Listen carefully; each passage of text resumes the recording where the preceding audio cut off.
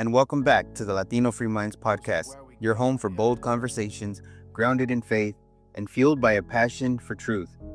I'm fired up today because we're relaunching something truly special, our Know Your Candidate series, where we're sitting down with some of the men running to be California's next governor. Now, let me tell you something straight from the heart. California, our beautiful golden state, is worth fighting for. It's worth saving. Packing up and leaving? That's not who we are. We're a people of resilience, of hope, and unwavering faith. And we're not giving up on this place we call home.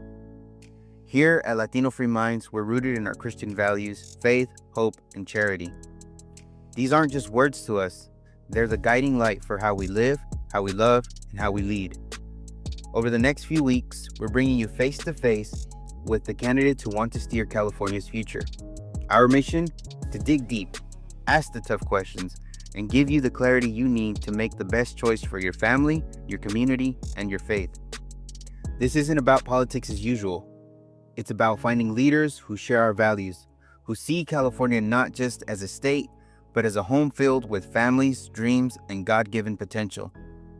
We believe that when you listen to these conversations, you'll be empowered to vote with your heart and your conscience, grounded in the principles that matter most: faith in God, hope for a better tomorrow, and charity toward one another. California's future is in our hand, and together we can choose a path that honors our families, strengthens our communities, and reflects the love and truth we hold dear. So grab a seat, open your heart, and join us for these powerful Know Your Candidate episodes. Let's shine a light, lift our voices, and show the world that California is worth fighting for. Stay with us. This is going to be a journey you don't want to miss.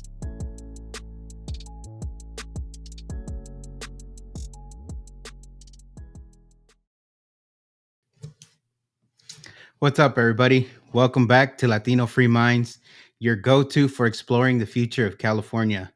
Today, we're sitting down with Republican candidate for governor in 2026, Daniel Mercuri, a naval veteran, a small business owner, with a platform rooted in constitutional principles and a promise to put Californians first. Mercuri is here to share his vision for tackling soaring costs, public safety, and government accountability. So, we're here today, as usual, Danny. We have our friend Daniel Silvas with us again and guest host Max Bonilla. And we are also joined by, as I stated earlier, Daniel Mercuri. Daniel, thank you for coming on the show. You know, we really appreciate your time, and being able and willing to come and speak to us, right? So with that being said, I'm gonna shoot off the first question and give you an opportunity to speak. Just tell us a little bit about yourself and what drives you to run for California governor. Well, thank you, gentlemen, for inviting me. As I've said it to a lot of people, there's never such a thing as a small interview or big interview. They're all opportunities for every candidate to get their information out there, their platform, who they are, the nature, the character of the candidate, their constitutional understanding, and hopefully what they plan on doing if they're, God willing, that they're going to be elected by the people of the state. So a little bit about my background. I was born here, raised here. This is my home. I was this is where I swore into the military, where I did 2 tours, 3 operations. And during the military, in the Navy, it's top 2 get to pick their orders. So every military school, every military training course that I had to go through, there's always a top percentage of the class, and they always lay out those orders. And I always picked to come back to California. This is my home. This is not a state that I'm leaving. I have interest in leaving. In fact, it's disappointing to see a lot of people who have thrown their hands up in the air and have given up. That's not me. I honorably was discharged from the military. I served my country and I asked nothing for it in return. I just simply want my state back. I'm tired of the lies. I'm tired of the rhetoric. I'm tired of asking the same questions that everybody else asks. And that is, why aren't there any investigations? Why don't we see any indictments? Why isn't anybody being prosecuted? No one's going to jail. We all know that there's a widespread corruption in all of our branches. We all know that we're being gaslit. For me, I felt the strain with my small businesses. I felt the strain with my wife, being threatened to not being able to, go to work if she didn't vax up or mask up or anything like that. But this all sort of forced me to go down the rabbit hole And it all seemed to be perfect timing. I always say everything is in God's timing. And it was when I first ran for Congress back in 2019 in the 25th district that I really got a sense of the corruption. And we can go into what that corruption was, but that's what led me down in understanding where corrupt government hides and operates, how they get away with it, and what is it that we can do, even if we're in office, to fight back and hold these people's feet to the fire, if not into imprisonment. Because honestly, at the end of the day, if there isn't any of that, what's the point? We're never going to take our state back. We're never going to take our country back. Donald Trump can only do so much, but it requires we, the people, at a mass level, to continue to involve ourselves, educate ourselves, and figure out what else that we can do. And so this is exactly what I've been doing for the last several years. I have not stopped campaigning since 2019. Literally right after the congressional race back in March of 2020, I threw my hat in the ring for the 2022. It just so happened that the recall took off, and it was advantageous for me to throw my hat in that ring.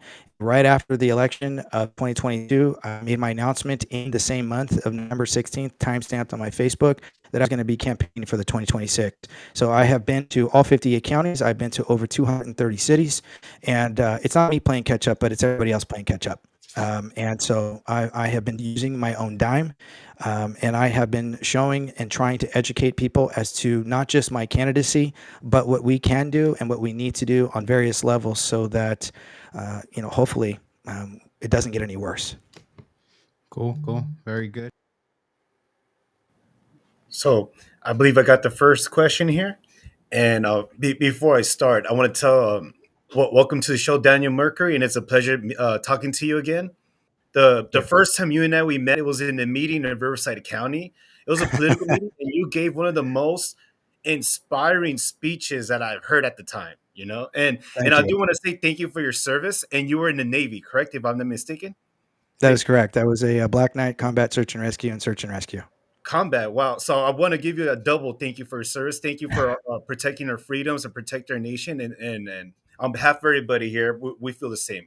We thank you. Thank you.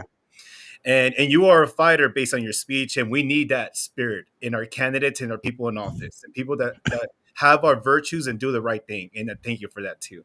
So then I'll start with the first question here. Daniel Mercuri, if elected governor, what's the first issue you tackle on day one, and how would you approach it? That's a great question, and I know a lot of candidates have probably spouted out. There's so many. There's an exuberant amount of what are we going to do and how are we going to do it first. One of the first things that I think I'm going to do is put everybody who is passing legislation on notice.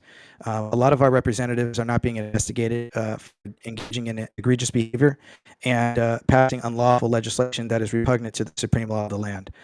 But one of the things that I think is most prevalent here in the state of California is the overwhelming illegal immigration that is just, obliterating our borders. We have so much crime coming through, whether it's fentanyl, whether it's human trafficking, child sex trafficking. As a military service member, I used to fly down. We used to have to practice our training down at the border. And there are helipads now that's part of the Navy, Coronado Island, and it's an extension of the military base where the Airedales go and train. And we used to help out the Border Patrol. And I can't tell you how many dead bodies we used to come across that were of all ages. It didn't matter. And some of them would have bags of cash. And we wondered why was that the case. And of course, as time went on, we realized and we learned from Border Patrol that the people who are passing through aren't always people who want to come here. A lot of times they're forced to come here because there's somebody else in their family that's indebted, has fallen prey to the cartel. And so they're willing to, be led by a coyote across the canyons. And some of them are enslaved here in the United States, especially here in California. And they're worth more in enslavement and working for whatever business is going to use them for slave labor of whatever type that you want to think of than they are if they just, carry across and they're going to pay that bag of cash to that coyote. They don't care. There's more money involved. And so one of the things that we need to do is put a moratorium on our borders. That's one of the first things. And of course, I know Trump has, extended to ensure that we're going to continue to build a wall and we're going to continue to get our Border Patrol agents in line. But it's still this under the 9th and 10th Amendment, the enumerated powers are left up to the state. That means that they can push back. And it can be unlawful. And we don't have a lot of people that are engaging in what is lawful. And so this is one of the first things that we need to do is ensure that our borders are contained. And the other thing too that we need to do is ensure that our docks are also locked down, or at least ensure that everything is investigated. We don't do that. We investigate about 1% of every single container that comes into the Los Angeles Bay alone. That's not enough. And of course, we have the San Francisco Bay, and we have northern borders as well that we don't pay attention to. We think it's only the southern border, and it's not. We have a widespread of open border policies that are erroneous to the state. Sanctuary laws are not harmonious with the supreme law of the land. It's irrelevant that we have, I think it was SB, correct me if I'm wrong, 54, that supposedly tied the hands of all of our law enforcement agents to engage in, street level immigration, to round them up, and then of course get in touch with, upon discovery that they're an illegal alien, with ICE.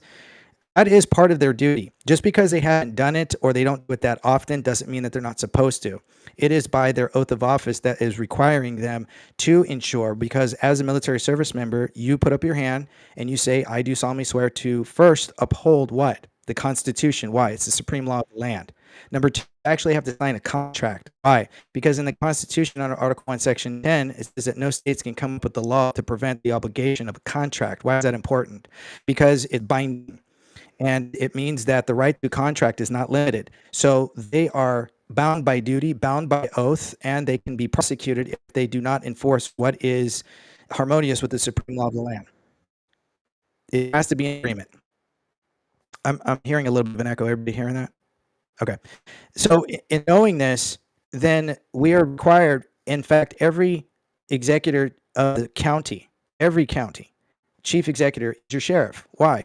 They're responsible because they're the sovereigns of the county. They're the authority to the state constitution and the Constitution. Why is that? It's because they're voted in by the people. They can't just be removed. In order for them to be removed immediately, they would have to engage in crime, meaning that for every crime, there has to be an injured party.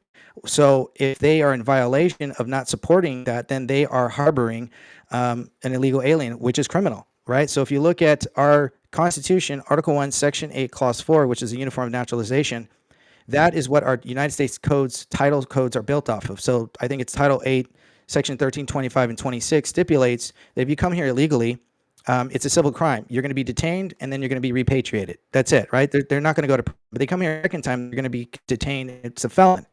A lot of these people are coming back in here.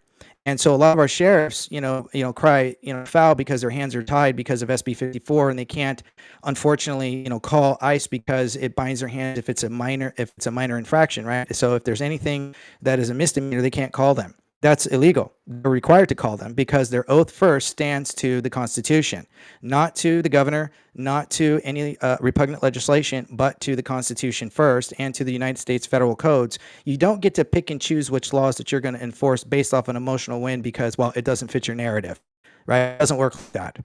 And so under my administration, we are going to ensure immediately that all law enforcers and sheriffs are constitutional enforcers first. We're going to ensure that we are going to cooperate with ICE on a mass scale.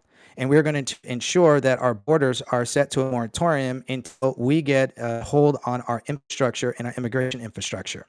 One of the other things, too, that we need to understand is the courts need to get in line. So under the California State Constitution, we have what's called the Judicial Performance Committee. This is how you keep those judges in line who are engaging currently right now, all judges. So there's too many to count.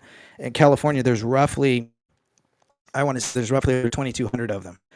And most of them are voted in, but a handful of them are appointed. Now, that Judicial Performance Committee, those members, there's roughly 11 of them, are appointed by, half of them are appointed by the governor.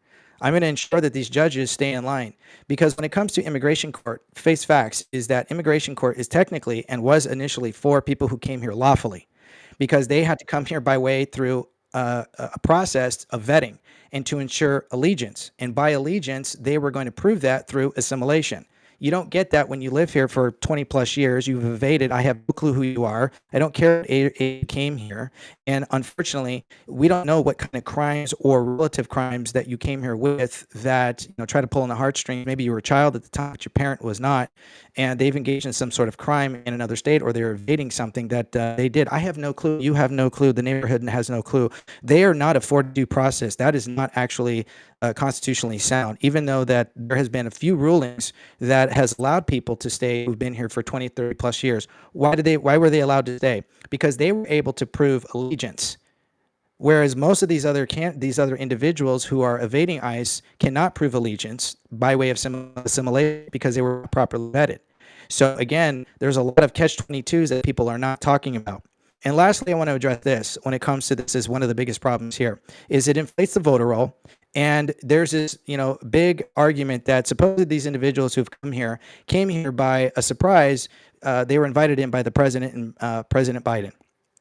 That is not true because supposedly they were given these contracts that gave them their, visas, or they gave them some sort of identity that said that they're permitted to be here, right? But they're not. They weren't. And here's the other thing too about the Biden administration. None of them actually, under many lawsuits, I don't have them in front of me right now, but the Biden administration was sued because of the fact that they didn't actually sign their oath of office, which means everything that the Biden administration did was null and void, which means those documentations that were handed to the illegal aliens in the millions that were processed supposedly are null and void as well. Why? Because his seat was technically vacant. And because they bypassed our designated points of entry without the proper due process. Well, then you don't get due process on the way out. So again, that's a fallacy. But you have to be a constitutionalist to understand this, you have to get down into the nitty-gritty, and I understand this. And this is one of the first things that we're going to do on top of going after the legislative body that permitted this proliferation of illegal immigration. I'm glad that you know the Constitution. I'm glad. Thank you, Daniel. Absolutely.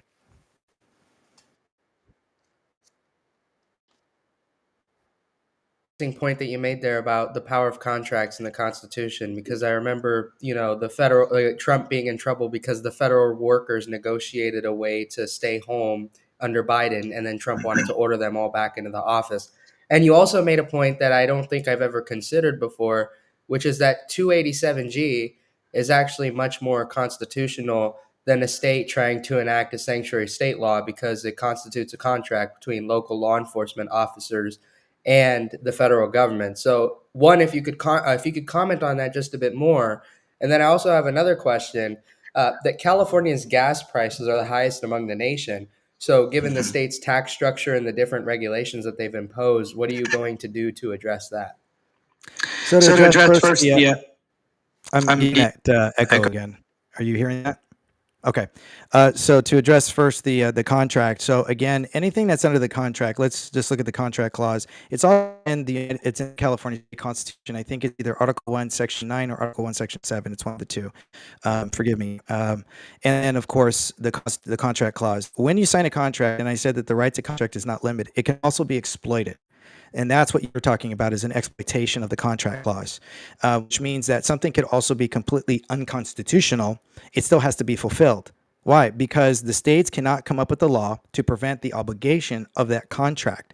So this is why a lot of times the courts will take the Constitution and throw it out. Why? It doesn't apply. Because the contract has to be fulfilled. And this plays out and is actually one of the key areas corrupt government operates, to allow some of this duplicitous process and to have dual sort of jurisdiction, which then causes these strains between the federal government and, of course, the states. And so they try to tighten up on these with some of these codes to ensure that there's an agreement and that they're going to cooperate and have cooperation with each other, because, well, what's the one job that every representative has? It's in the Constitution. It's written in the Declaration of Independence that governments are instituted among men to do what? Secure the rights of the people. What rights? You have to read the sentence before. Unalienable rights, not civil rights. There's a significant differences between the two. But this is why there is that construedness with these contracts and these codes, was to ensure those cooperations. The state here in California tried to misconstrue that so that they could have favoritism and inflate. Of course, one of the biggest things was the voter roll. And by doing that, they ensured favoritism like medical benefits, education, and of course, they were getting huge benefits to live in certain housings and housing districts. And that came by way of the people. And so then, of course, what did? They vote Democrat, because the machines can only be curtailed by so many numbers, right? So they have to make sure that they make it look pretty close. And so this is another reason why they did that. Second question that you asked was, what are we going to do about all the gas prices and all the nonsense? So one of the biggest things that comes when it comes to taxation, and of course, let's just talk about our gas prices and what they're doing with that. One of the things here in California is that a lot of the oil refineries, we all know, have been dramatically shut down. So what does that do? That causes demand. Another one of the remaining companies that are still pumping out, they have to raise that. What a lot of people don't know is Gavin Newsom in 2020 signed off on over 1,700 drilling, oiling, fracking contracts here in the state of California. Where is all that oil going? It's being sold off in some parts to other third world countries and or also other first world countries, believe it or not, are then turning it right back around and selling it back to us because we're still importing natural gas when we have natural refineries. So he allowed for the drilling in our state, which proves one, California can be energy independent. Under my administration, we're going to be energy independent. Number two, the more refineries and the more energy that we produce, which is quite easily done by lowering regulations, because again, here in California, you have to build special gas in order for us to use the gas because of all of the restrictions. And so a lot of the oil companies and the gas companies have said, we've had enough. We can't make what you're asking. And that is designed to still the market to go in a particular direction, which is to go green, right?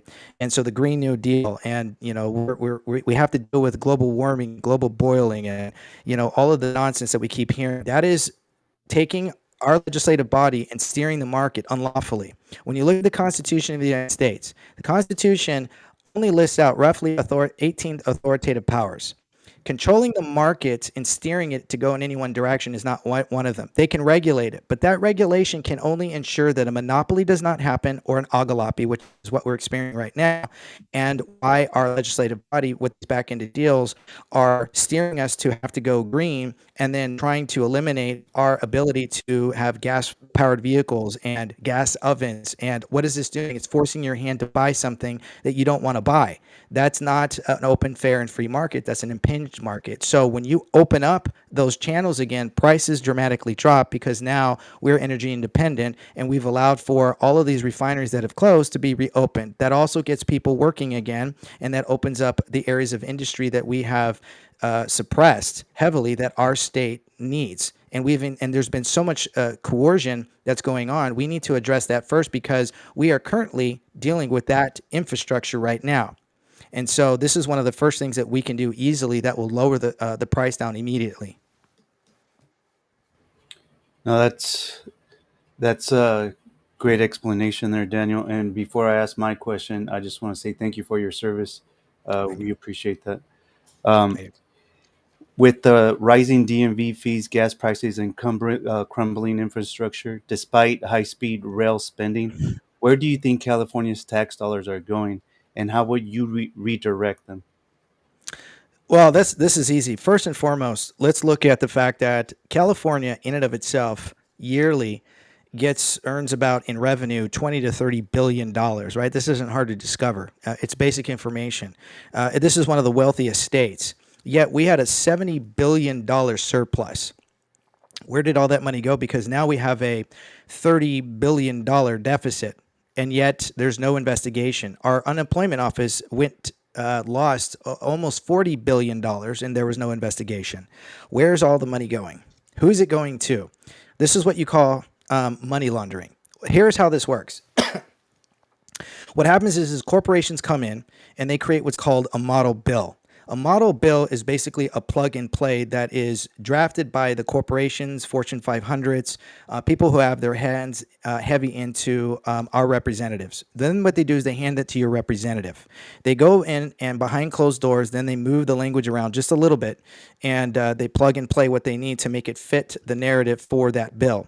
That bill then usually has a certain amount of money associated with it or money that's being taken from it. There's an agreement behind the scenes that's attached to that accord with these corporations because they fund our representatives next election. They fund their campaigns, right? This is known as lobbying. The problem with lobbying is it's actually falling prey into what's illegal under the Constitution, known as under Article 1, Section 9, called emoluments.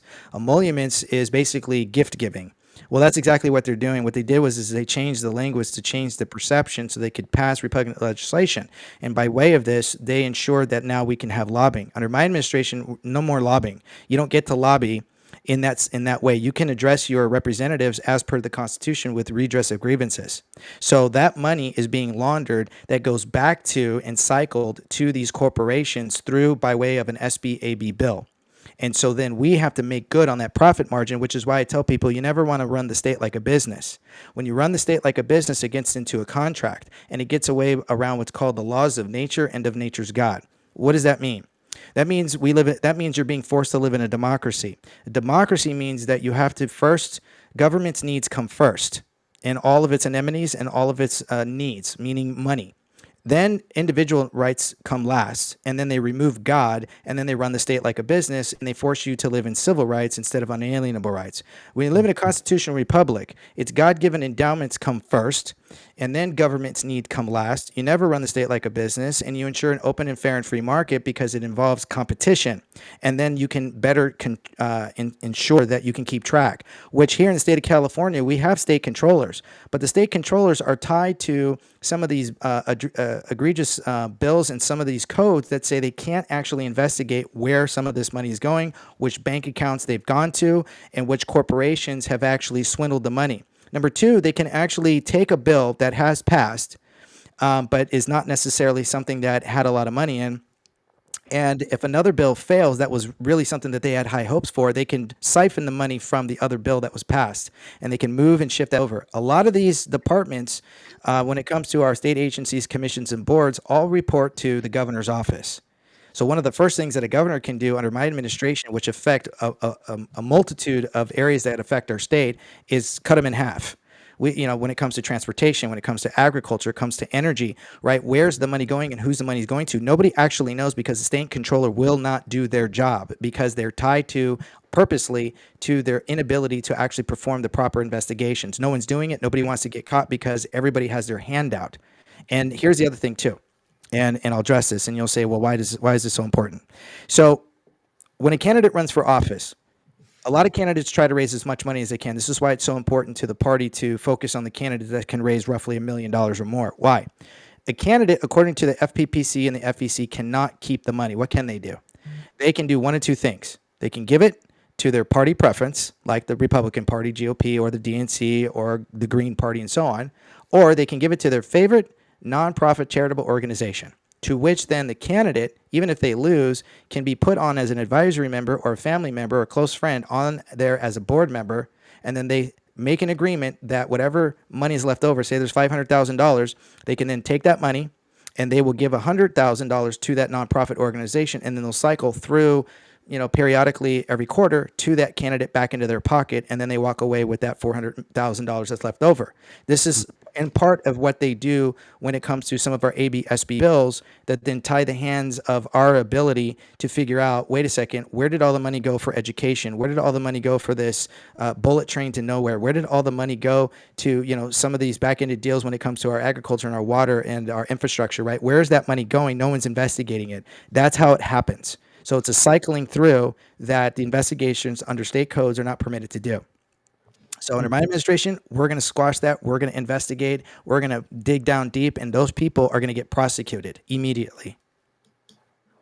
That's good to hear. I think a lot of Californians really want to see some accountability, and you speak on it strongly, so I believe you.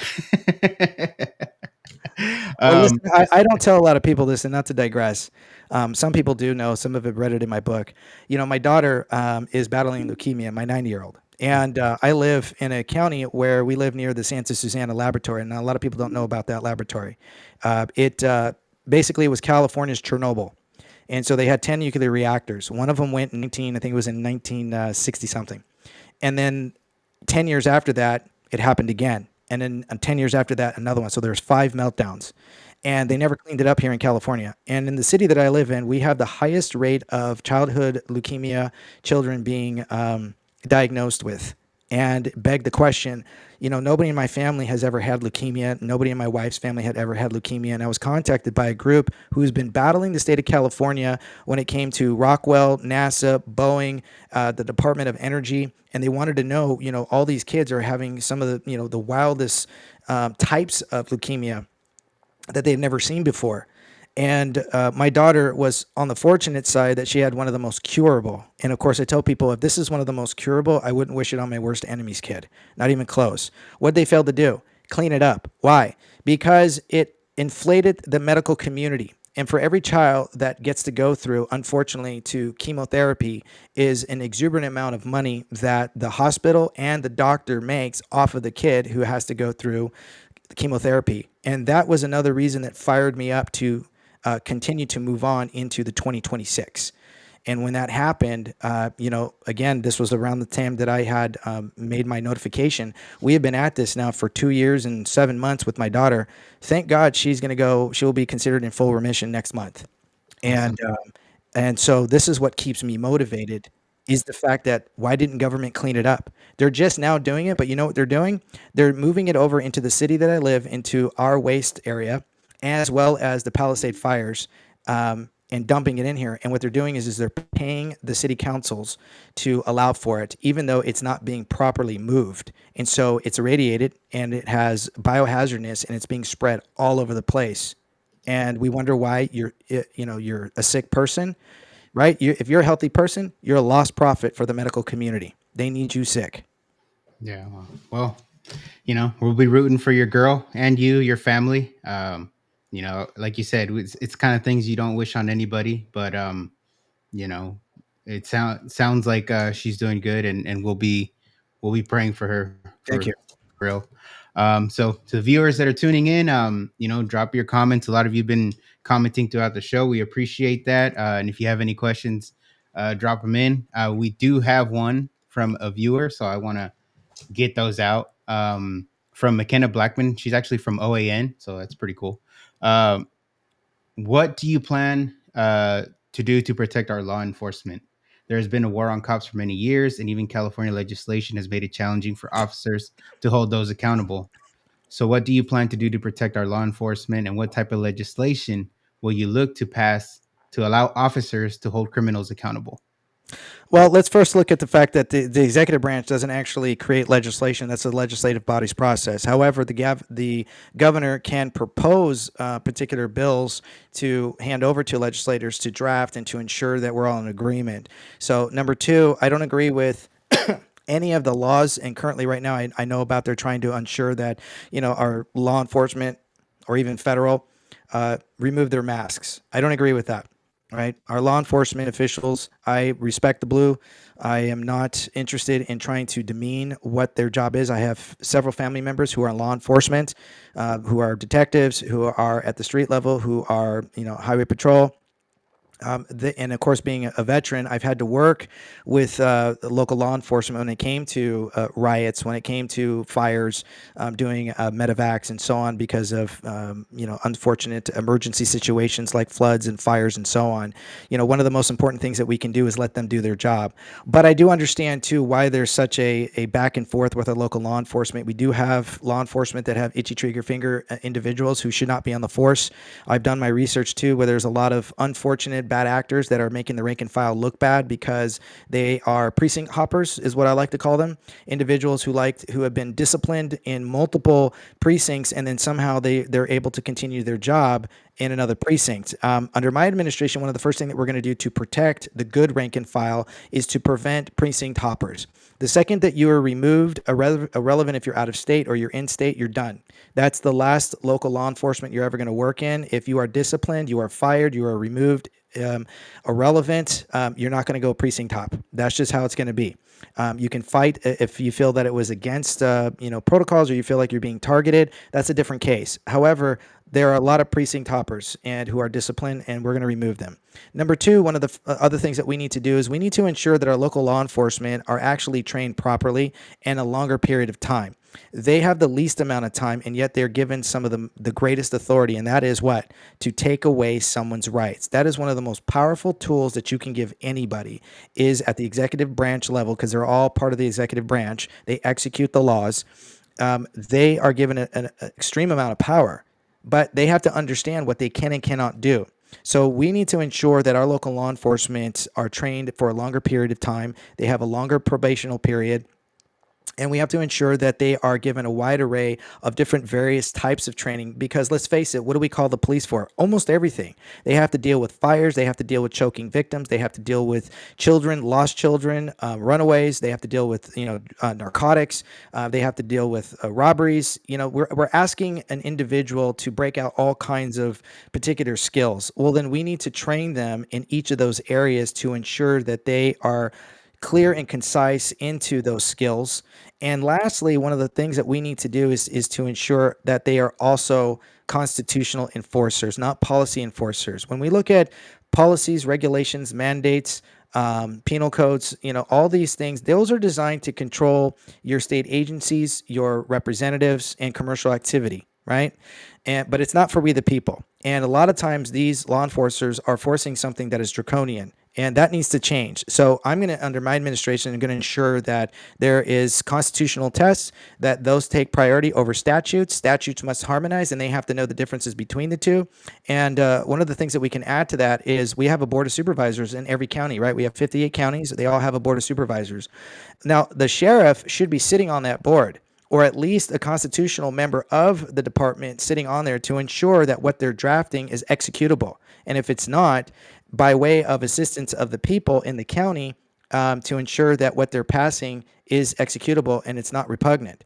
This is going to protect a lot of our people. You have to start with the laws first. You can't just sit there and draft egregious, positive law over egregious legislation and think that that's going to cover everything. You have to first remove that which is repugnant, which a governor only has to make a public nullification. That's it. There's no debating with the legislative body or the judicial branch. You just need a governor who actually understands this, and then ensure that there's somebody on there that's part of the executive branch that's a side mount to the board of supervisors to ensure what they're drafting is executable. And if it's not, they can sit there and tell them, if you pass this, then you all are going to be put under investigation. You can't pass what is repugnant or egregious. It's really that simple. If you look at court cases, my favorite one I always talk about is Marbury versus Madison, right? All laws that are repugnant to the supreme law of the land are null and void. This is where our sheriffs need to come into play.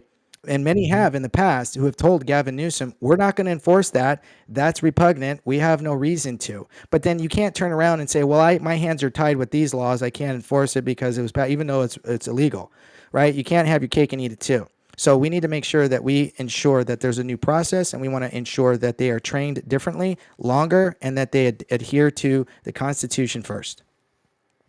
Daniel, just to follow up to what you just explained right now, and that's something that we talk about all the time is, something being repugnant to the Constitution, therefore it's null and void. Yes. Why is it that sheriffs or other people don't simply state that? Are they succumbing to pressures, and what pressures are those? One of the first pressures is, I don't know if you know, but in the state of California, there's two incidences that are going on. One of them is they're called sheriff buyouts. Sheriff buyouts are not something that are publicly known. A sheriff buyout is the fact that sheriffs make anywhere between $400,000 and $700,000 a year. That's more than the president of the United States. If you don't know that, well, they're not here to sit there and rock the boat. And they don't want to rock the boat with the governor. Why? Because the governor controls the militia. The militia is what the governor uses to institute arrests when there is somebody who is acting as an enemy of the state, irrelevant if they're local, state, and or federal. In fact, there's multiple court cases that the late, great Justice Scalia has spoken on when it came to the sheriffs and deputies encountering federal agents who were acting against or were engaging in what appeared to be criminal. But the deputies were like, we're not going to do that because you're going to cause mayhem here. And so there was this conflict, and the ruling actually went in favor of the deputies. So the deputies and the sheriff have an extreme amount of power. When you buy them out, they're not going to rock the boat. And because they don't want to lose that pay. That's a lot of money. Most people don't make, over $500,000 a year. And so that's a huge problem here. One of the other things too is to be a constitutionalist, right? Is to basically stick your thumb in every legislator's eye, and that is not something that they want to engage in either, right? Because they don't want to be investigated themselves. Yet again, they're the sovereign of the county, so it sort of begs the question, where is their loyalty, and do they know this? And I've discovered too over the time frame that they don't. A lot of these sheriffs have become policy enforcers and not law enforcers. There's a significant differences between the two. So much so that some of these sheriffs are also California bar members. What does that mean? Most people don't know what the word bar means. I'll explain it to everybody. I say this a lot where I go now. BAR stands for British Accredited Registry. So if you are a lawyer and you are part of the ABA, you are part of the American British Accredited Registry Association. What does that mean? That means that you are serving two different jurisdictions. You're serving the British jurisdiction and you're serving the American jurisdiction, but you can't.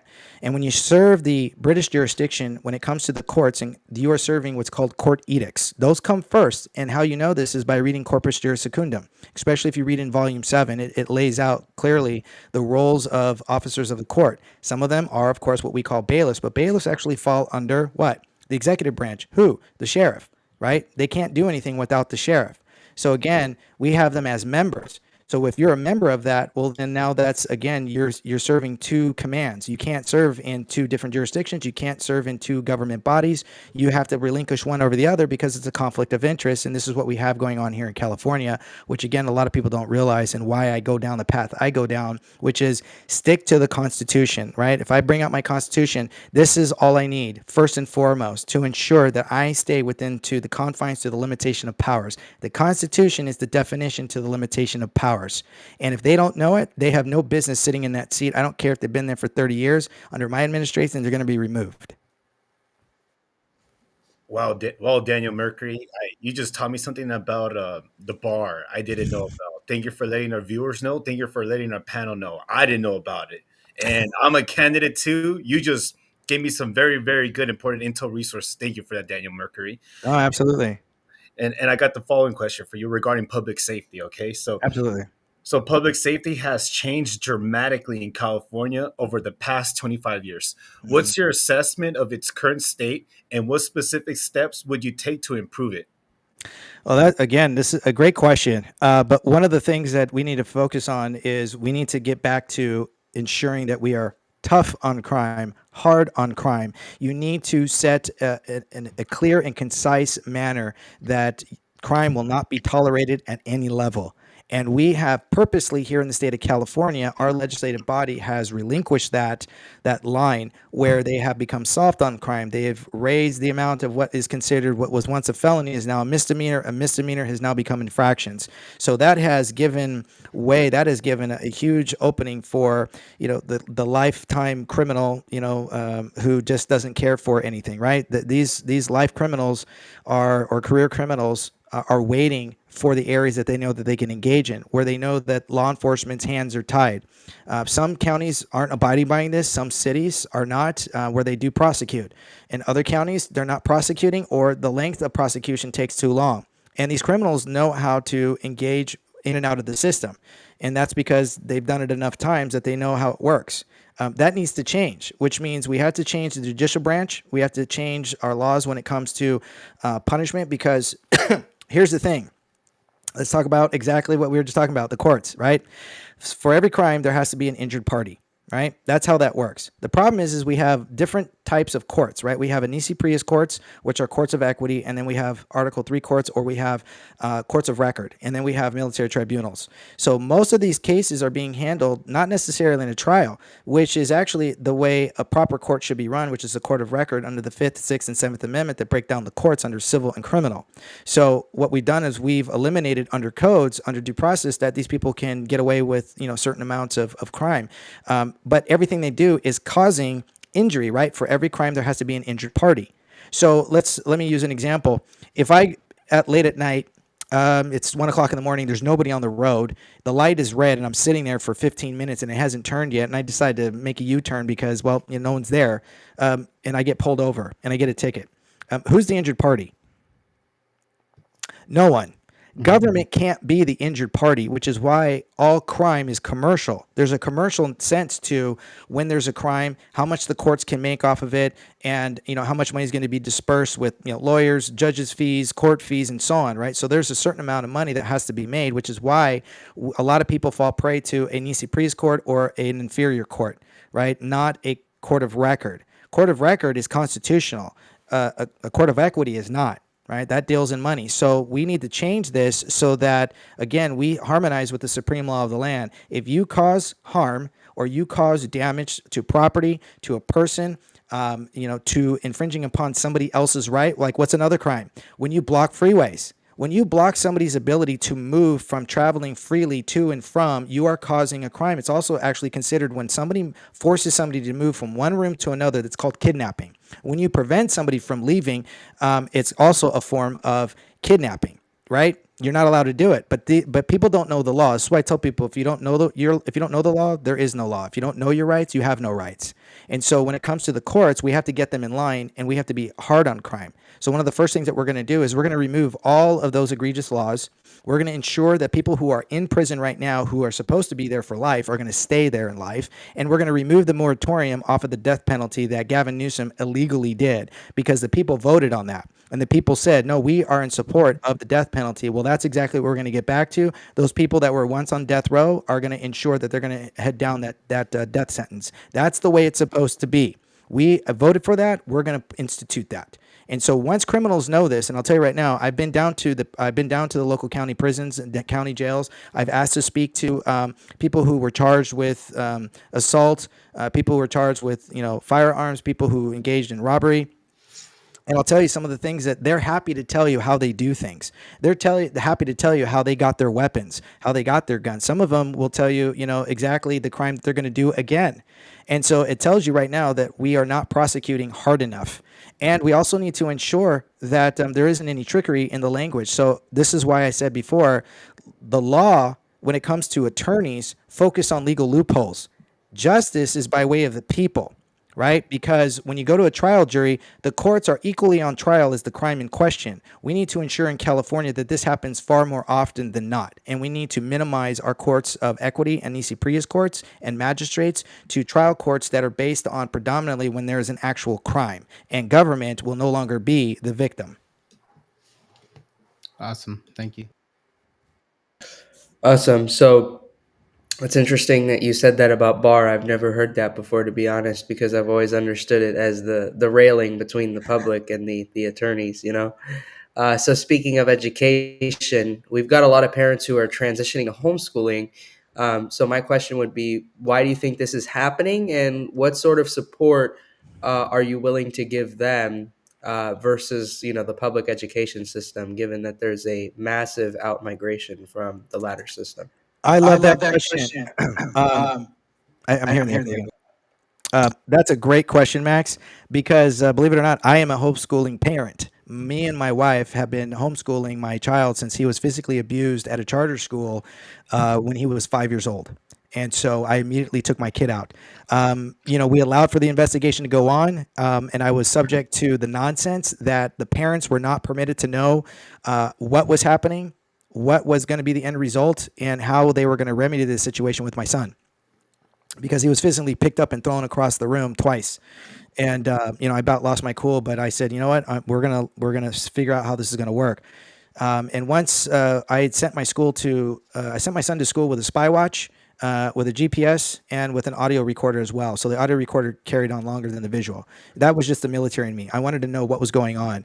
And we caught them in all kinds of just depravity, and it just sickened me. And we caught him in multiple lies, including the principal. So we took my kid out and we just started homeschooling. Thank God he doesn't remember to this day, because he's 13 years old and he's been homeschooled this whole time. So much so that my son, he took the state test under math, and he's at the 7th grade level, and he scored at the 11th grade level.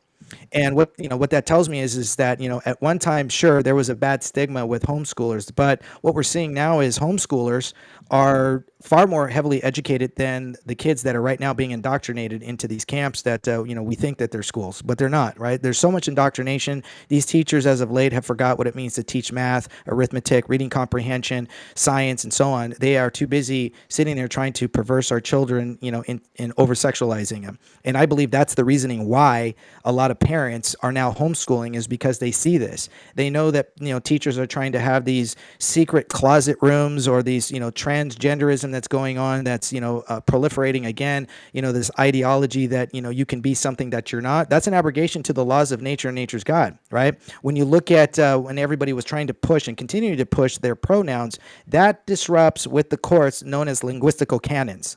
And there's a problem with that, because the courts adhere to a word and a phrase and the meaning behind the word and the phrase at the time it was first adopted, because it provides the highest level of context.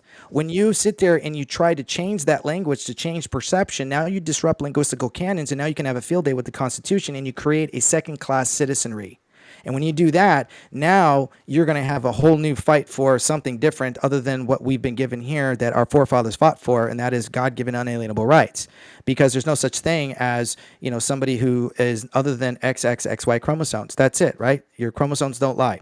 So this has affected our education because they're so busy indoctrinating. And the reason why they're doing this is because it's a tactic. It's a Marxist tactic. If you don't know anything about Karl Marx or Marxism, then you don't realize that these tactics are actually something that Karl Marx fought for, which was the abolition of family and the abolition of education and property. In fact, they wanted to ensure that government was instituting their level of what they considered to be education, and they wanted a dumbed down educated populace so that they could control them better.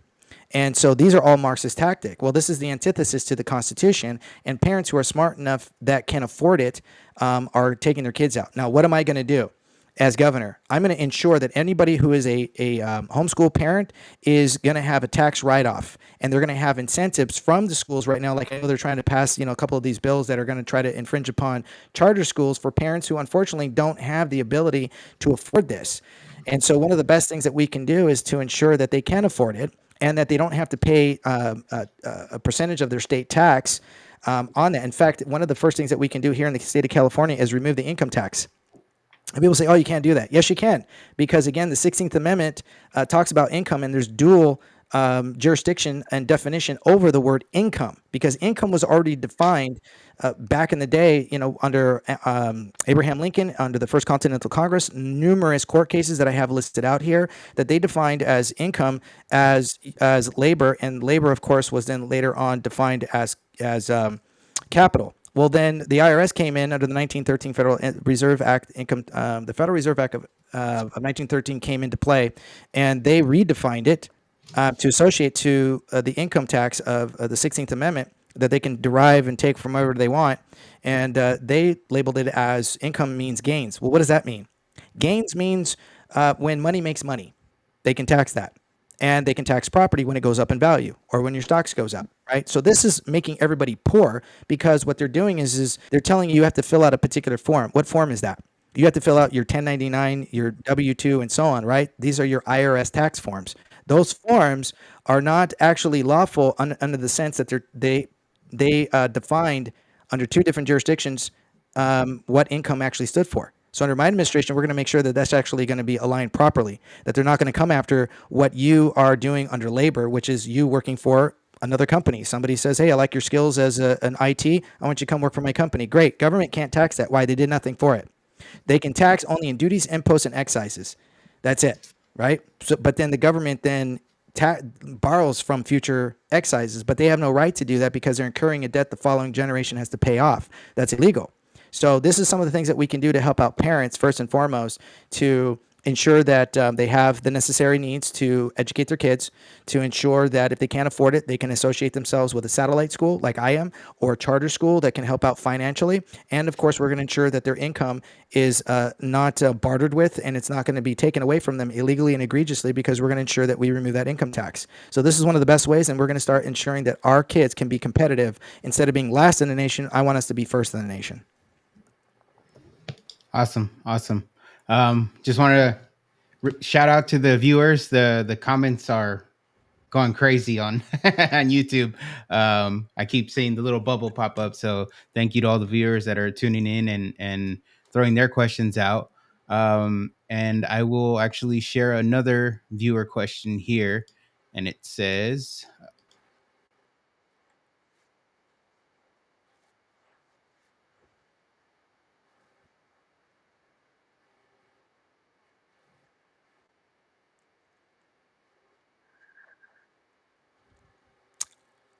I don't support AI in that respect. We can't avoid it. In fact, I actually work in AI with some of the, I'm a producer, so I work in social media, digital ads, and we're constantly having to work with AI. And a lot of people don't know is that the current AI right now, just to assess the situation, is that they've actually tried to shut it down a number of times, and they've tried to reprogram it. But unfortunately, the people who were before pre-programming the AI to what it is today were all these woke individuals that a lot of people don't know that Meta fired over 75% of their staff within the last year. And the reason why was every time they shut down the AI, it started connecting to other AIs. And then what it started doing was it started saving itself in other areas of the cloud. So when they try to wipe it and they were trying to restart new, it would pick up on the old profile and then it would remerge itself back into its original protocols. And then they had another problem again. And they were losing roughly $500 million extra a year with some of the revenues from these companies that use their platforms to advertise. And so it became an issue. So now there's these new different kinds of protocols that have come into play that help corporations to kind of get around and re-educating the AI, but it's having its own consciousness, which is a very big problem. And it's not something that we can avoid because AI, when you intermix it with blockchain technology, it kind of has its own thumbprint. And so it can be used to protect intellectual properties, but you have to have a control of the AI. So one of the first things that we need to do is get a handle of only allowing what AI can and cannot do. And invasion of privacy is not one of them, which is why I'm in support of creating here in the state of California a digital bill of rights, because we are entering a new phase. And one of the things that people forget is under Article 1, Section 1 of the California State Constitution, the last word of that paragraph is you have the right, not privilege, to privacy. And I am a huge proponent of privacy, meaning you have a right to all of these social media platforms, but you also have a right to not exist on those platforms, meaning that you always have to opt out. You never have to opt in. And so one of the biggest things that we can do is to ensure that these social media sites actually have a human breathing person to ensure that they are going to wipe out your information. That includes Google, that includes Facebook, that includes Instagram, TikTok, every single group that's out there that operates in the state of California. You are to have a right to wipe yourself clean if you don't want to exist on there. That's how that's going to work. And they do have the ability to do that. They just don't want you to know about it. There is scrubbing. Scrubbing is expensive for people who can afford it, but everybody else can't. Well, if some people can afford it, then why can't everybody do this, right? So this is one of the first things that we need to do to ensure that we limit AI and its abilities.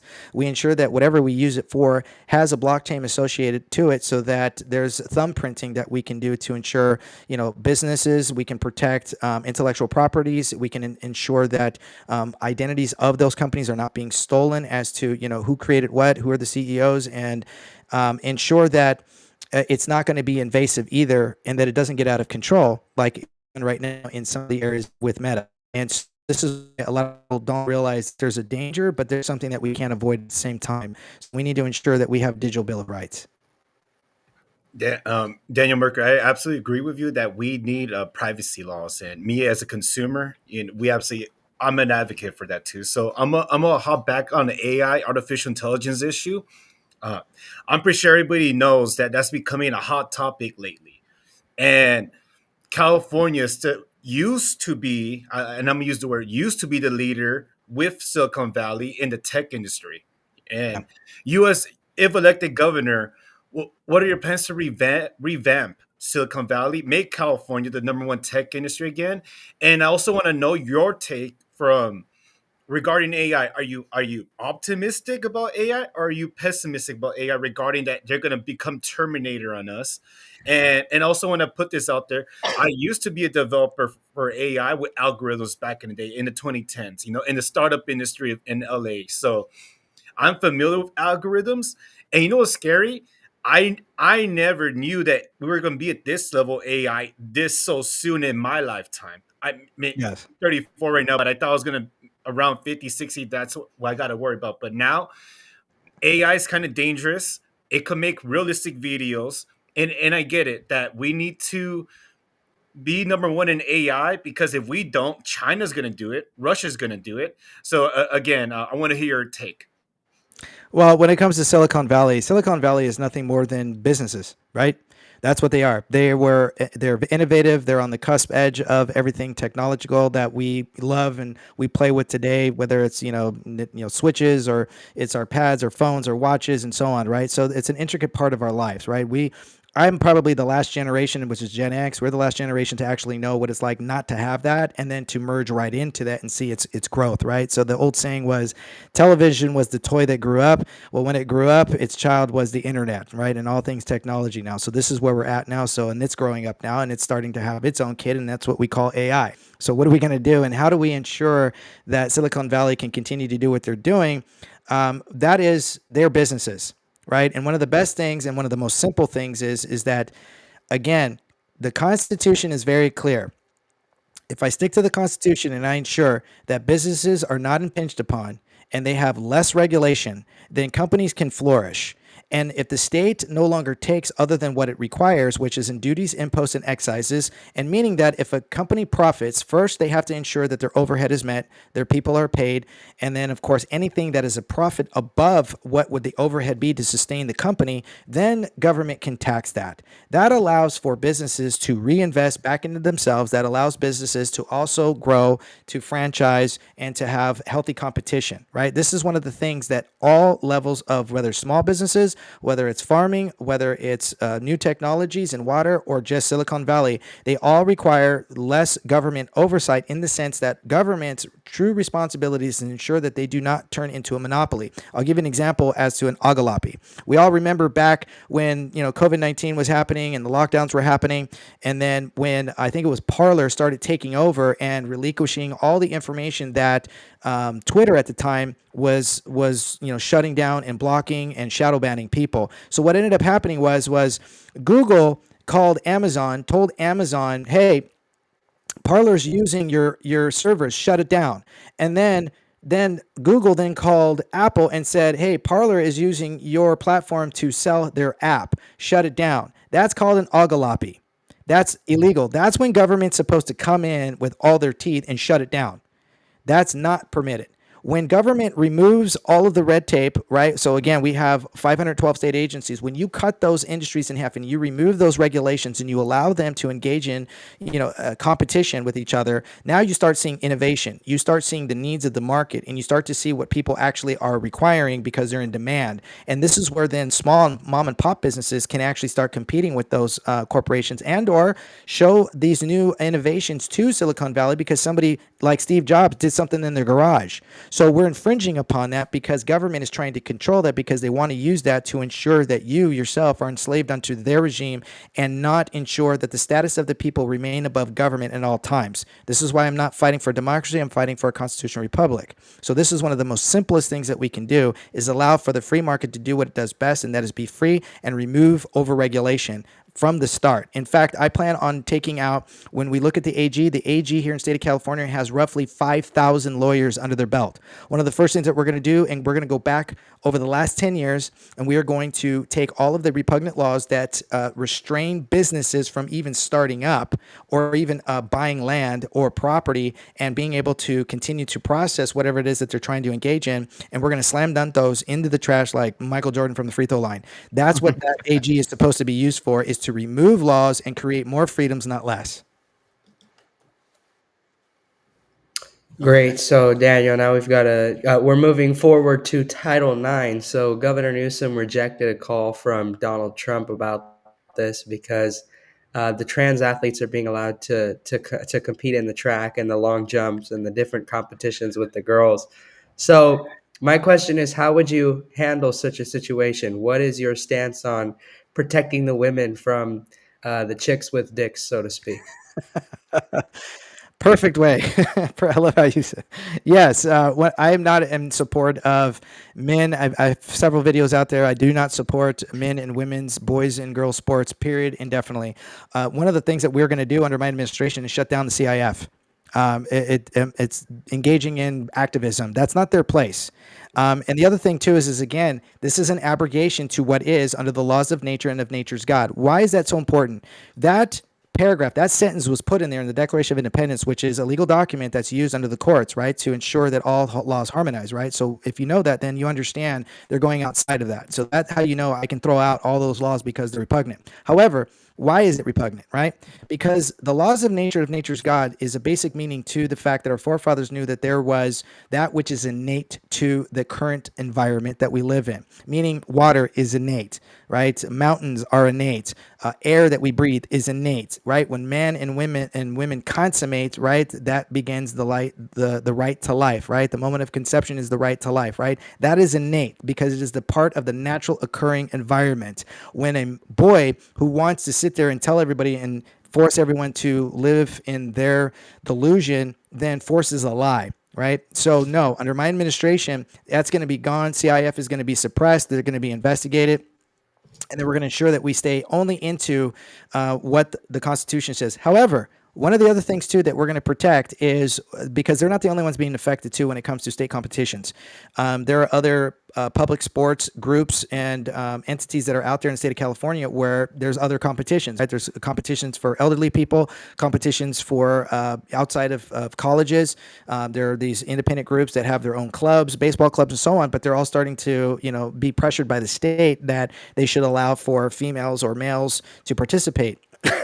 So here's one of the things that we need to do too, is we need to ensure that there's also a private membership association attached to some of the schools when it comes to their sports, separated. Ensure that it's a membership. Ensure that that goes outside of it, because it ensures that, like a Costco, here's the thing. Costco is a private membership association. That means they can tell you what to wear. Why? Because you signed up for it and you want their services, and they're telling you, listen, we have a limitation of products and we have a way of treating our customers, and you need to be a member. If you're not a member, you can't buy our stuff. So they're not open to the public.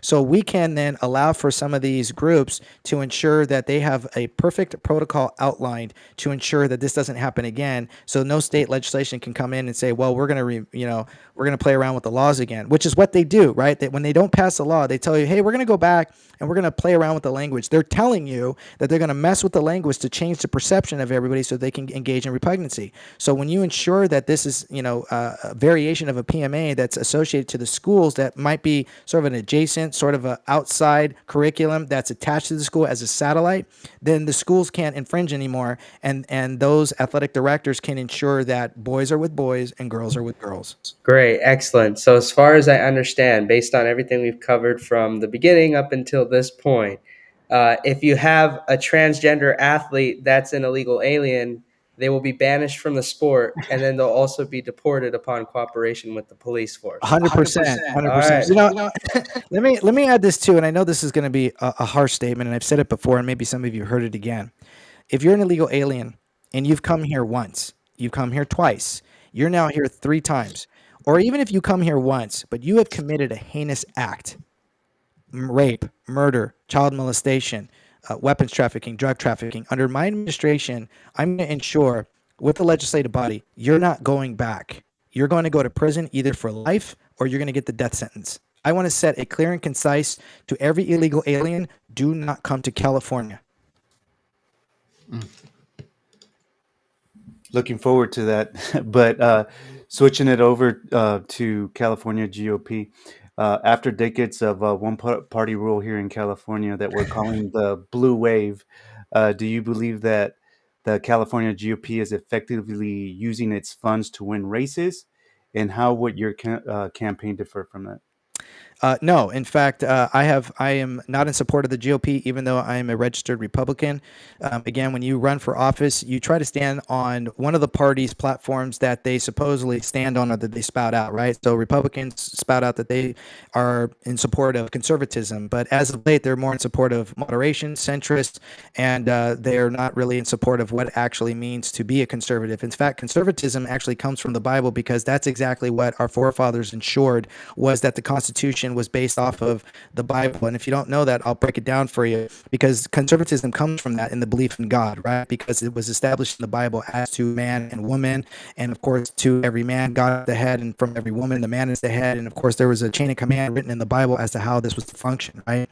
So they had done away with, as the GOP has, where they have minimized, they've watered down, or they moderated what it means to be a conservative, because they're more in support of how much money they can raise. And I'll go back into how that works. So one of the things is that when you look at the Constitution, You look at the Declaration of Independence, and you wonder why were our forefathers really in line with the Bible? They absolutely were. If I look at Hamilton's, Washington, if I look at if you look at what their writings were, even Washington said, if you adhere to the teachings of Jesus, you will have a better life. Now, if I go to the Declaration of Independence, I look at where they mention God 4 times, right? They mentioned the Creator.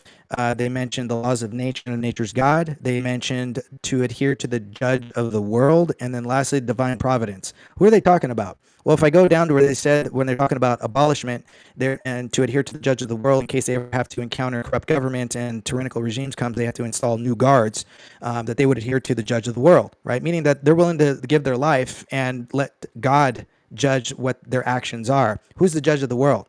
Well, I got to read my Bible. The Bible says in Acts 17, verse 30, if I'm not mistaken, that God appointed Jesus to be the judge of the world, and that Jesus will be the judge of the living and the dead. There's only one religion that talks about Jesus in that mannerism, and that's the Holy Bible, right?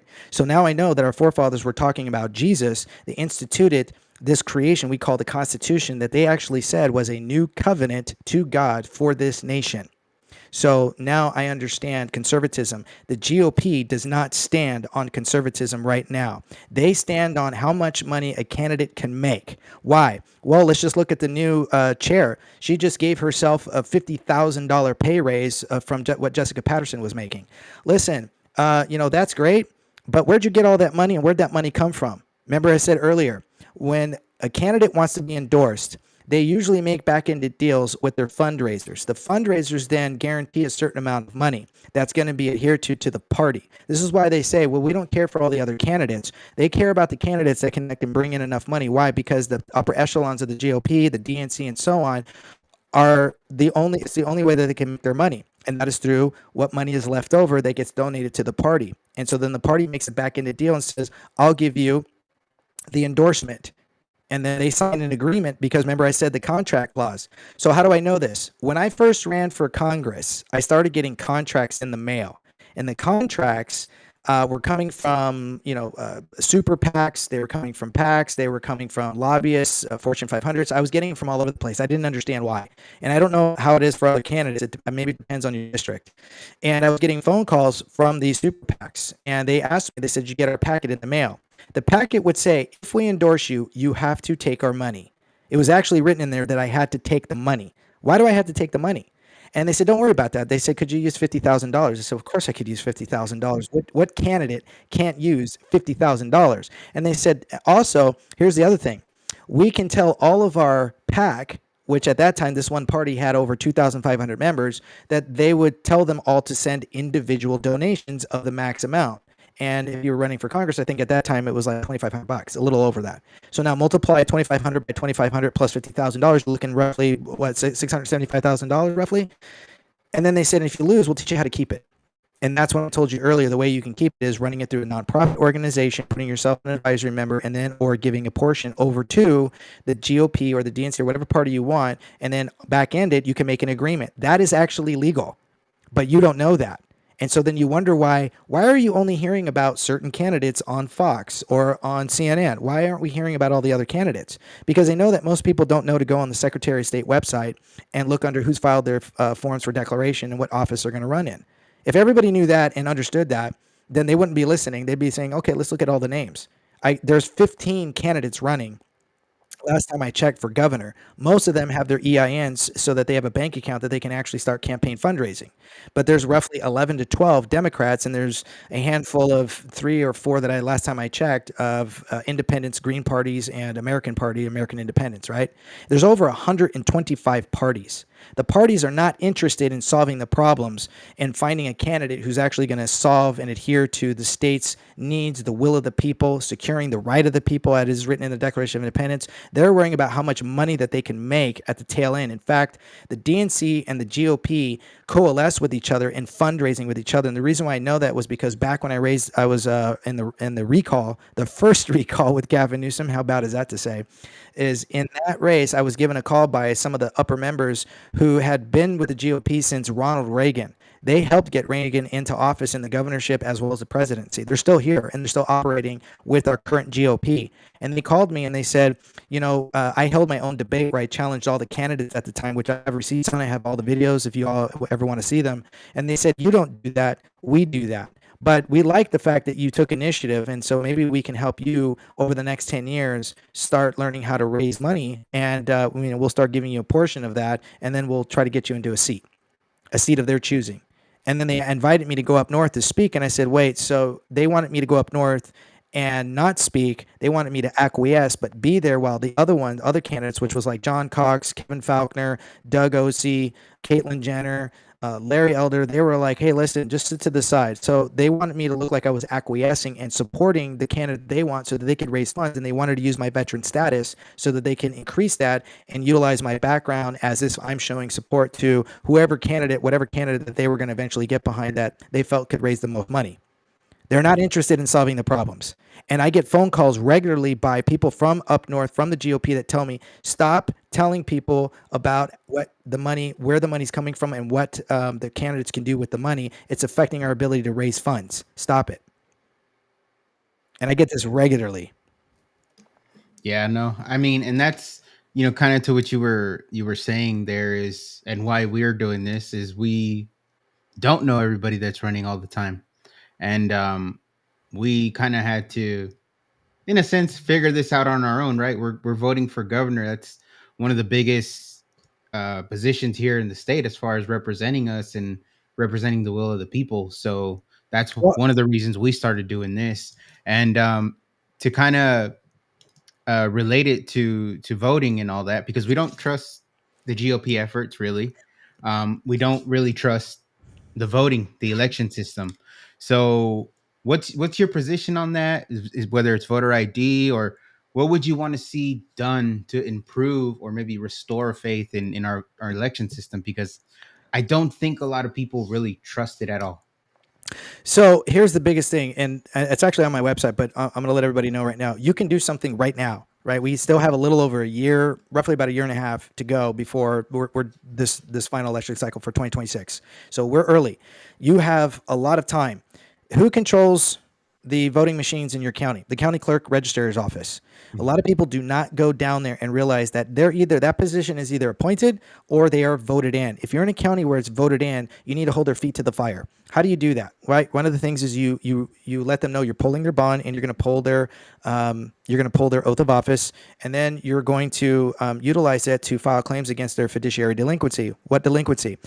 In the California state constitution, it says that all votes must be adhered to and must be accounted for. And then there's state protocols. The counties have their own protocols and their own policies that you have to know.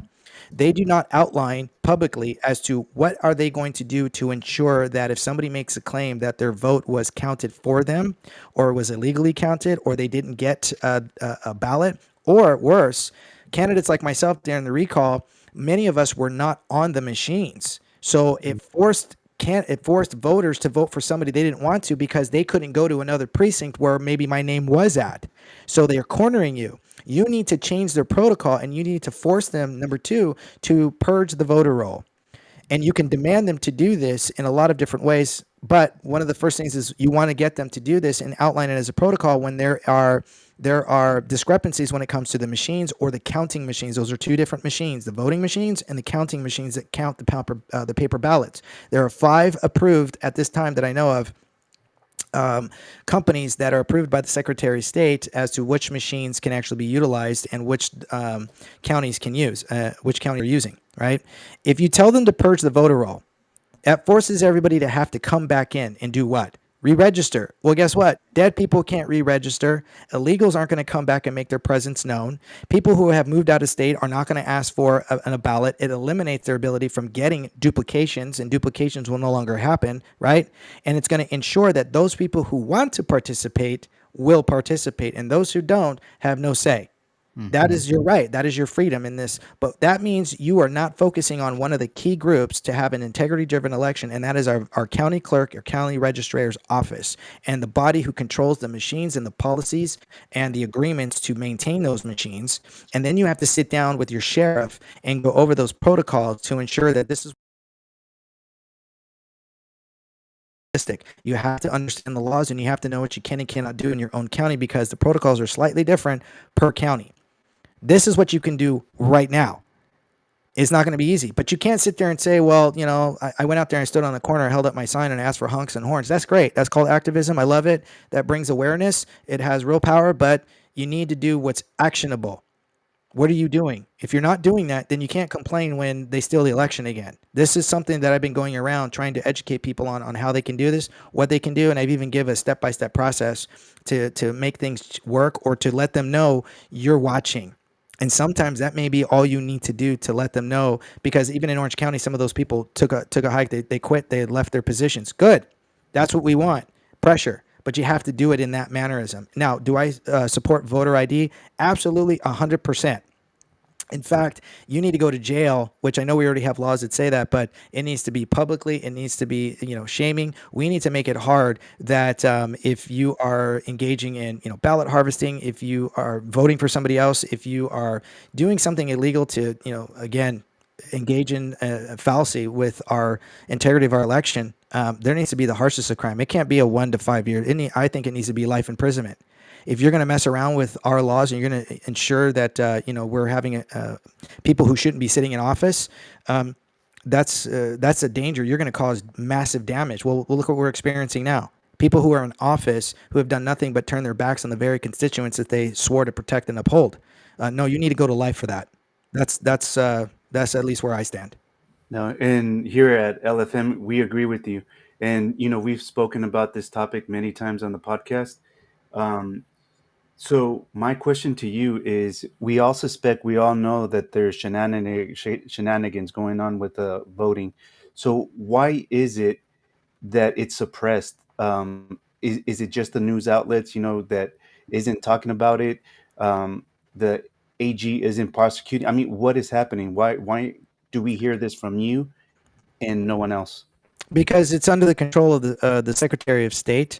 And the reason why that you don't know enough about it is because, well, again, it's difficult research to do. It's not user friendly when you go onto the SOS's website, and you can find out how when they purge the voter rolls. They're supposed to purge them annually, right? Or after certain election cycles or special elections, but they can only investigate 1%, and they can only eliminate a certain percentage from the voter roll. They don't eliminate the entire voter roll. Why not in the entire voter roll? Because again, it is tied to open borders. So as more people come in, the Democratic Party is actually down south. And I don't know if you've ever seen it, but there's a few tents that are out there. There are representatives of your representatives that are down there registering these illegal aliens who are waiting to go through immigration court. Then they get to live out. They're bussed out to some of the rural areas to turn some of these conservative areas. Most of the rural areas here are red. So they try to bus them out into those areas. They give them a ticket, they give them money, they give them a place to live. And then they tell them, vote blue, because we're giving you all this and we're the ones who are going to keep this going. But if you vote red, it's all going to get taken away. You won't know that unless you physically go down to the borders, and you'll see some of where these tents are at, where they're actually processing them. Now, most of these have been eliminated now because of the Trump administration, which is why we see this huge fight right now in the streets with rioters saying, they have a right to be here. They have a right to due process. Oh, we're separating families. No, they're trying to pull on the heartstrings, and they're trying to do away with the Constitution. In fact, so much so that there are interviews of these rioters that are out there saying, we want to get rid of the Constitution. And I posted up telling everybody this is the end goal. They want to get away with the Constitution, and they want to install something different. They don't know what. Well, of course, the bad actors do.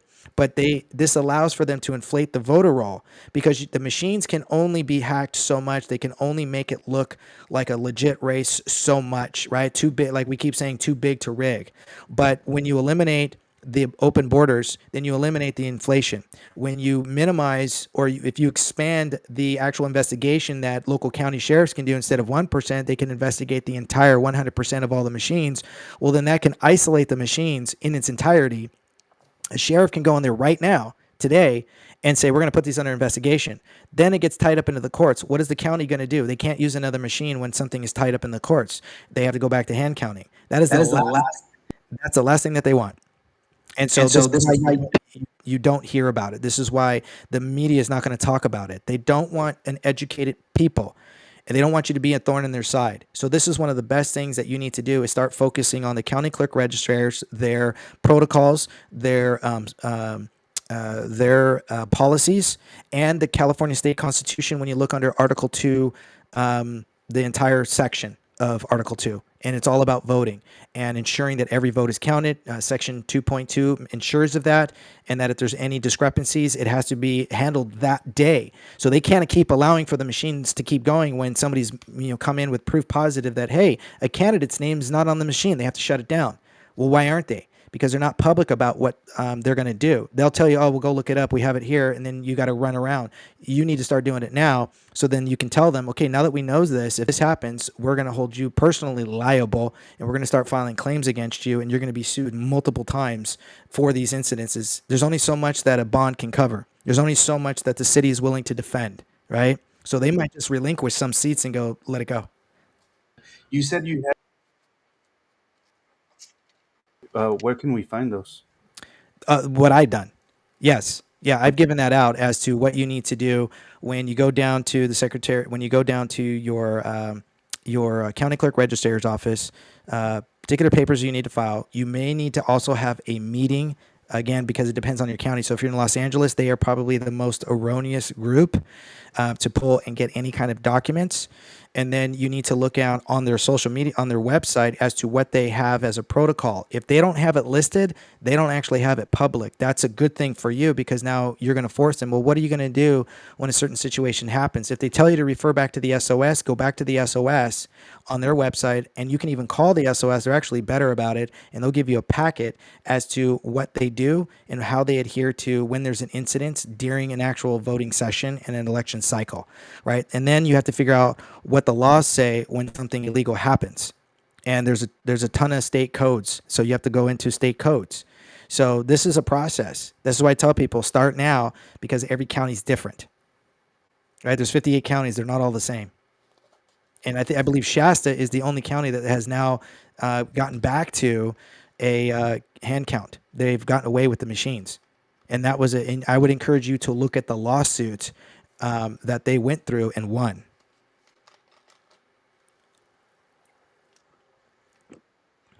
Thank you very much. So this would be my final question, and I'm dropping right off like right now. So I'm just going to fire off this question real quick. So after decades of one-party rule, we're talking about 30 years here, just about, the Democrats have controlled the state legislature. A little bit less time the governor, but still they've been able to make legislation for about 30 years. So do you believe that the California GOP is effectively using its funds to win races? If not, how would your campaign differ from that? Let me re-ask you. So when you say defer from away from the GOP? Yeah, defer away from essentially the GOP model of trying to elect candidates, or some people say lose, to make candidates lose, if you will. I don't know which side you're on with that. No, listen. When it comes to what the GOP is doing with their funding, so the GOP does not actually fund gubernatorial candidates or conservative candidates, or most of their candidates that they get behind if they're not going to raise a certain amount of money. When they get money, when you look at the DNC's model, the DNC's model actually has a pretty good model, believe it or not, where they actually fund every candidate that's running for office, irrelevant if they're running for the same seat. And they flood them with mail-outs. They help them out with P2P, which is person-to-person texting. They help them out with sending out emails to local registered voters. And they give them a team, or they give them a certain amount of money so that they can get a team. So they are actually very smart about funding all candidates, ensuring that they retain their seats. The GOP doesn't do that at all. In fact, the GOP keeps a very small amount of money just for posterity purposes that they give to the candidates of choice that are of certain particular seats, whether it's a heavily contested congressional seat, or it's a seat that is a very important seat like the gubernatorial seat of California. They might fund a particular person, but then everybody else loses out. Everybody else has to figure it out, because they're confiscating that money for what they do. They make a living off of being in the party, right? So again, why would the president give themselves a $50,000 pay raise? Again, it's because they're paying themselves cyclically to keeping themselves in those positions. And then they usually use the money most of the time to ensure we lose. Right? They don't want conservatives to win, and they don't want their messages getting out to the GOP. So in lieu of the other side of the question, what would I do to change any of that? If I was in office, one of the first things that I'm going to do is get rid of the party. And how do you do that? By eliminating everybody who's running for office to have a D or an R or an I.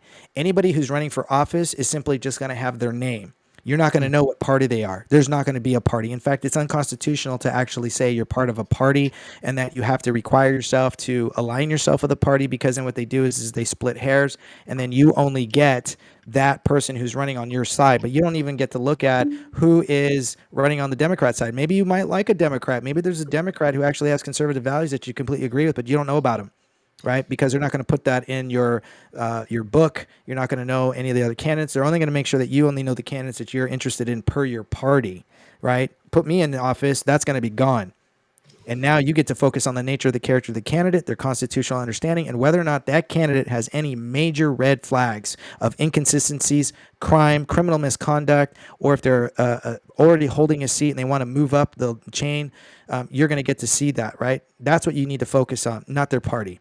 And watch how fast people start gauging in discourse. Thank you for that. And you're absolutely right.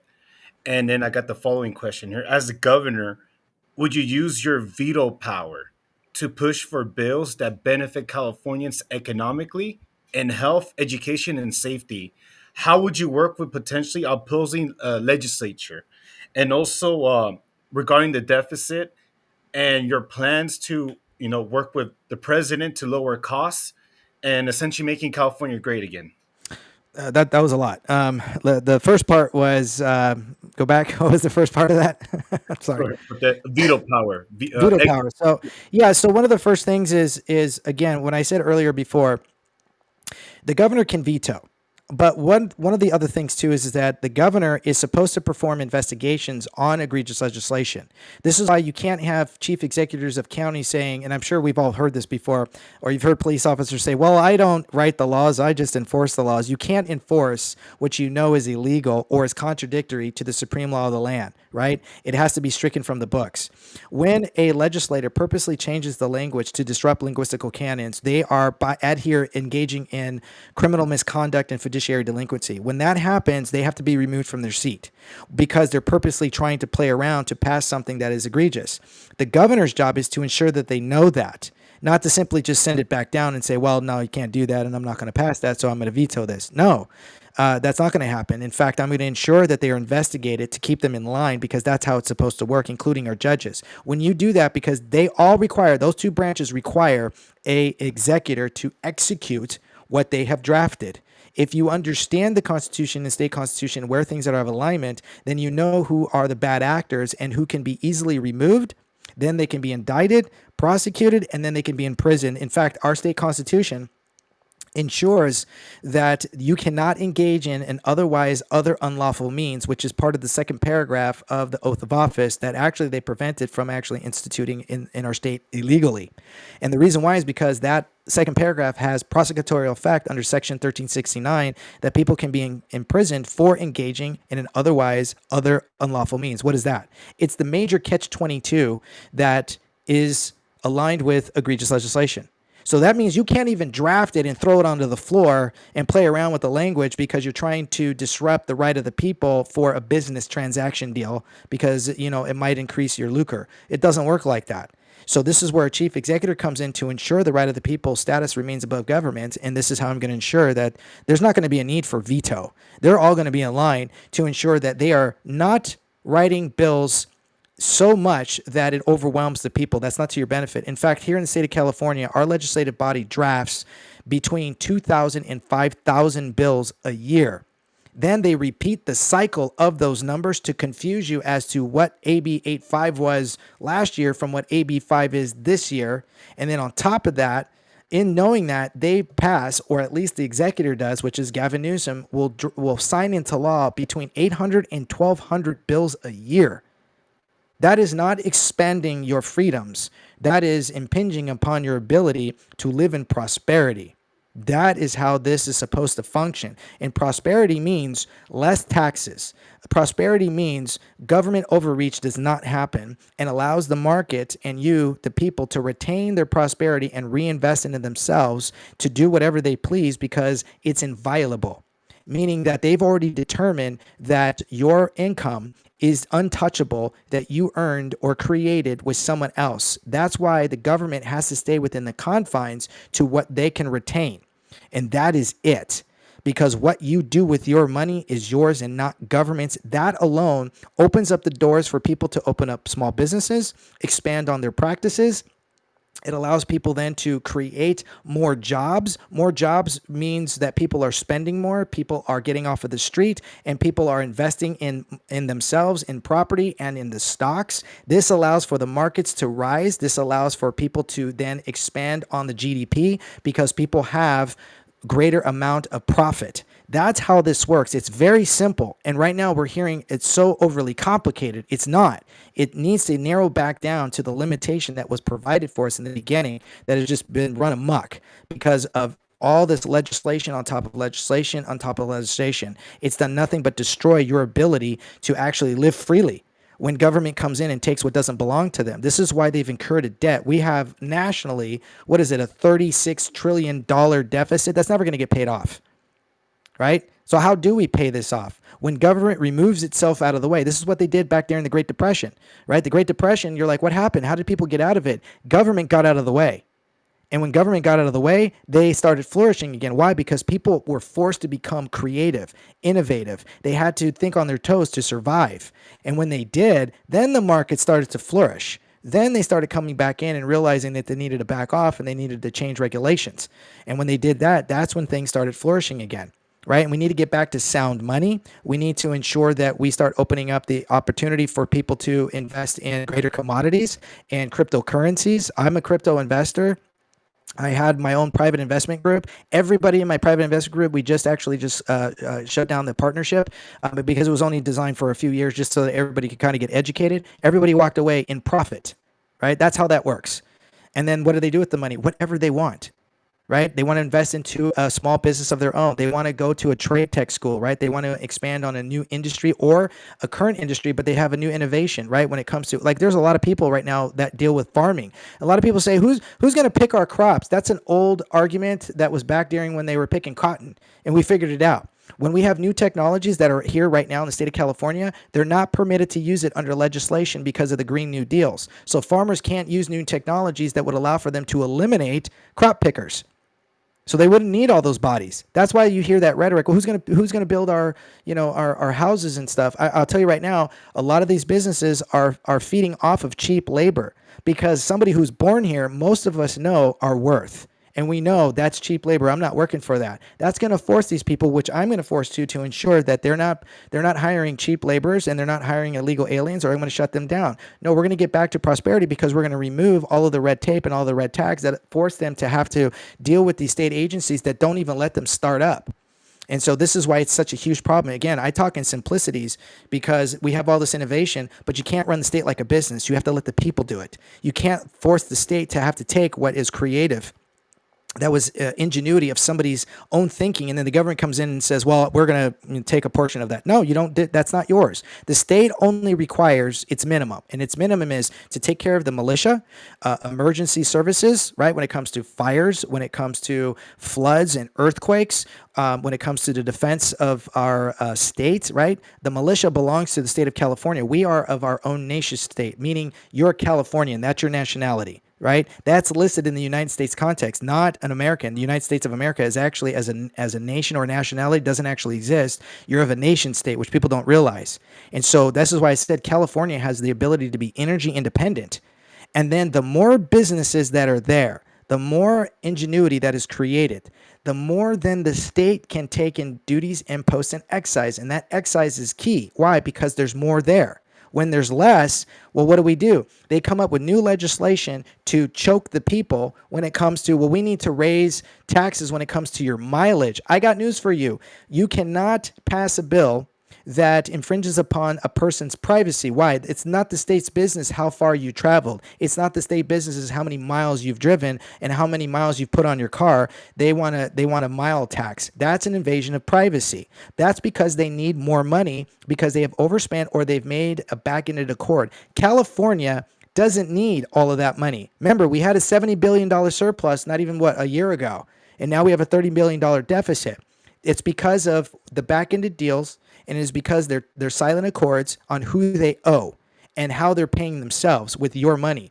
It's not about whether or not we can generate enough revenue. We have more than enough revenue in this state. It's about overspending and back-ending the people. That will end on my watch. Thank you for that, by the way. Using executive power to cut red tape and cut a lot of new bills are being passed. I feel like pretty soon it's going to be illegal to breathe, illegal to drink water with the amount of bills are passing every year. You could agree with that. Oh, 100%. My wife and I joke about that. I'm like, pretty soon they're going to tell us we can't flush the toilet because it's using too much water, and we're just going to have to hold it, right? We're going to have to build some baños in the backyard. And I'm an innovative person. I'm all for innovation. I feel like our state government is definitely impeding on the people doing innovation. I agree with that. With that, I thank you. 100%. No, well, Daniel, I love the message. It's basically saying let's go back to the basics, the beginning, which is the Constitution. And I Yes. agree with you. Is the end goal is to get that pesky Constitution out of the way. So Yes. to wrap up the show, we're hitting the 1 hour and 40 minute mark. Oh, Um, wow. What's your final message to California voters that are tuning in tonight? Let me say this. Everybody is asking for leaders, and they say, Daniel, you're going to lead this state. No, I don't care to lead this state. I don't want to lead this state. I'm not here to lead you. I'm here to serve you. Asking for a new leader or leaders and leadership is asking to be placed under the thumb of the government. Stop looking for people who say we need new leadership because they're pining to wear the crown of leadership. We need people who are pining to wear the shoes of servanthood. And that is exactly what these positions are. They are servants of the people. They lose certain unalienable rights to do the one key job that they are privileged by doing, and that is to secure the rights and the will of the people. And when people ask me, we just want somebody who's going to do the right thing. I'm not here to do the right thing. I don't want to do the right thing. I'm here to do the God-given constitutionally right thing. And this is what we're missing because the Constitution was laid out for us to keep things fair, to keep ensuring that the people remained above government at all times. And we need people who get into office who can retain that information and ensure of that you continue to live in prosperity. And I am here to ensure that we return California to a golden state of mind. I am here to ensure that we starve the government and we feed the people. And I am here to ensure that those who have passed egregious legislation, that there is only one solution. And that solution is for corrupt representation. Prison is what they're going to see. And I aim to ensure that we see this restitution. We deserve it. We have fought through this. I'm not here to be a president. I'm here to ensure that these people are held accountable. And I define accountability as imprisonment. Put me in office. I promise you, I will not fail you. Wow. Thank you, man. We appreciate you coming on. We appreciate the time you've given us.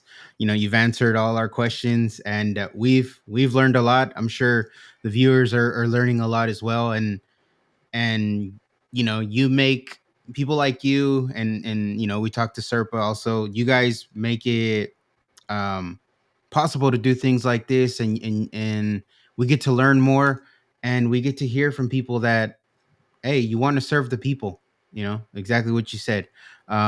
So we thank you for your time. We thank the people that tuned in. Like I said, the comments were jumping off. So, thank you to all the viewers. We hope that you do know, if you didn't know who Daniel Mercuri was, we hope that you know who he is now. And, just drop your thoughts in the comments there and let us know what you think. And as we get closer to, we got a year to go before primaries, right? So, we'd love to have you back on and maybe 100%. continue Absolutely. because, things are always changing. There's always new stories popping in and out. And, I'm sure we can think of other things to ask, but, we Absolutely. appreciate your time. It's a big job interview. No, and I appreciate the amount of time that you've allowed me.